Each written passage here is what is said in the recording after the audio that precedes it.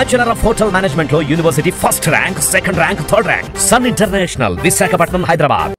నమస్తే తెలుగు న్యూస్ కి స్వాగతం. నేను రూపానాథళ్ళ. అజ్ఞాతంలో విడుదల రజని అరెస్టు భయమే కారణమా?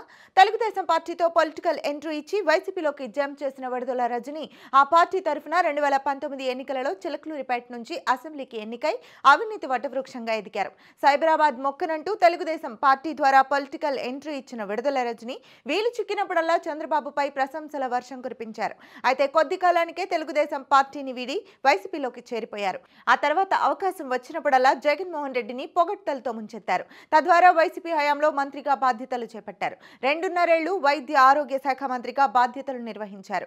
అధికారంలో ఉన్న సమయంలో విడుదల రజని ఆమె అనుచరులు పెద్ద ఎత్తున అవినీతి అక్రమాలకు పాల్పడినట్లు ఆరోపణలున్నాయి. అప్పట్లో వైసీపీ ప్రభుత్వం ఉండటం, ఆమె మంత్రిగా ఉండటం వల్ల ఆమె అవినీతిపై ఎన్ని ఫిర్యాదులు వచ్చినా పోలీసులు పెద్దగా పట్టించుకోలేదు. కూటమి ప్రభుత్వం అధికారంలోకి వచ్చిన తర్వాత విడుదల రజని అవినీతి అక్రమాలు ఒక్కొక్కటిగా వెలుగులోకి వస్తున్నాయి. అధికారంలో ఉన్న సమయంలో తెగ హడావిడి చేసిన ఆమె పార్టీ అధికారం కోల్పోయిన నాటి నుంచి పెద్దగా ప్రజల్లోకి రావడం లేదు. గత నెల రోజుల నుంచి నియోజకవర్గంలో పార్టీ కార్యకర్తలకు రజని అందుబాటులో లేరని వైసీపీ నేతలే చెప్తున్నారు. అవినీతి గుట్టు వీడుతుండటంతో ఆమె అజ్ఞాతంలోకి వెళ్లిపోయారని, బీజేపీలో చేరేందుకు ప్రయత్నాలు చేస్తున్నారని వైసీపీ వర్గాల్లో పెద్ద ఎత్తున చర్చ నడుస్తోంది. టీడీపీ కూటమి అధికారంలోకి వచ్చిన తర్వాత వైసీపీ నేతలపై వరుస కేసులు నమోదవుతున్నాయి. గత ప్రభుత్వంలో నమోదైన కేసులు మళ్లీ తెరపైకి వస్తున్నాయి. ఇందులో భాగంగా వైసీపీ ప్రభుత్వం హయాంలో తెలుగుదేశం ప్రధాన కార్యాలయంపై వైసీపీ నేతలు, కార్యకర్తలు దాడి చేశారు. అప్పట్లో ఈ ఘటన దేశవ్యాప్తంగా సంచలనం సృష్టించింది. పోలీసులకు ఫిర్యాదు చేసినప్పటికీ పెద్దగా పట్టించుకోలేదు. కూటమి ప్రభుత్వం అధికారంలోకి వచ్చిన తర్వాత ఆ కేసుపై దృష్టి సారించింది. ఈ క్రమంలో మాజీ ఎంపీ నందిగం సురేష్, ఎమ్మెల్సీ లేళ్ల అప్పిరెడ్డిని అరెస్ట్ చేసిన పోలీసులు మిగిలిన వారిని అరెస్ట్ చేసేందుకు సిద్ధమవుతున్నారు. కూటమి ప్రభుత్వం దూకుడుతో గత 5 ఏళ్లు పొలిటికల్ స్క్రీన్ పై ఓ వెలుగు వెలిగిన నేతలు ఉన్నపళంగా అజ్ఞాతంలోకి వెళ్లిపోతున్నారు. ఇప్పటికే కొడాలి నాని, వల్లభనేని వంశీ, జోగి రమేష్ వంటి వారు అండర్ గ్రౌండ్ కి వెళ్లిపోగా మాజీ మంత్రి విడుదల రజని కూడా వారి బాటనే అనుసరిస్తున్నారా అనే అనుమానాలు వ్యక్తమవుతున్నాయి. వైసీపీ హయాంలో విడుదల రజని పెద్ద ఎత్తున అవినీతి అక్రమాలకు పాల్పడినట్లు విమర్శలున్నాయి.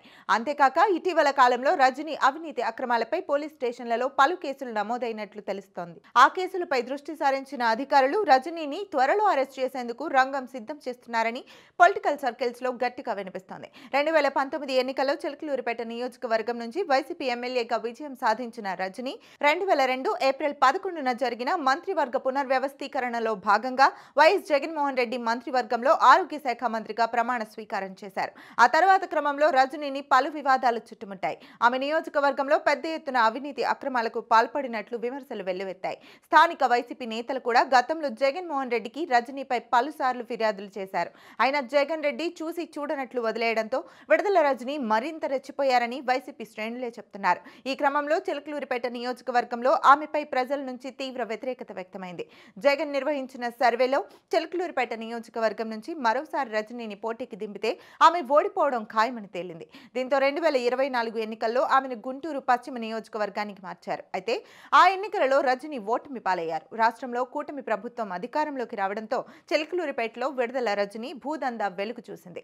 జగనన్న కాలనీలకు సేకరించిన భూములకు చెందిన రైతుల నుంచి 1,16,00,000 రూపాయల కమిషన్ తీసుకున్నారని విడుదల రజనీపై ఆరోపణలొచ్చాయి. ఈ విషయంపై రైతులు పోలీసులకు ఫిర్యాదు చేశారు. అయితే ఈ భాగోతం బయటపడగానే సర్దుకున్న మాజీ మంత్రి రైతులకు ఆ మొత్తం తిరిగిచ్చేశారని తెలిసింది. ఎన్నికల ముందు చిలకలూరిపేట టికెట్ ఇప్పిస్తానని తన వద్ద విడుదల రజని 6 కోట్లు తీసుకున్నారని అప్పటి వైసీపీ ఇన్ఛార్జ్ రాజేష్ నాయుడు ఆరోపించారు.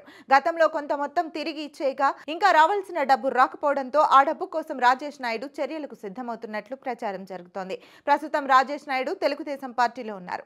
ఆయన రజనీకి గట్టి షాక్ ఇచ్చేందుకు రెడీ అవుతున్నారట. మరోవైపు చిలకలూరిపేట స్టోన్ క్రషర్ యజమానులు కొందరు మాజీ మంత్రి విడుదలపై తాజాగా ఏసీబీకి ఫిర్యాదు చేశారు. క్రషర్లు నడపాలంటే 5 కోట్లు ఇవ్వాలని రజనీ డిమాండ్ చేశారని, లేదంటే 50 కోట్ల జరిమానా విధించేలా విజిలెన్స్ కేసులు నమోదు చేస్తానని బెదిరించారని ఆరోపించారు.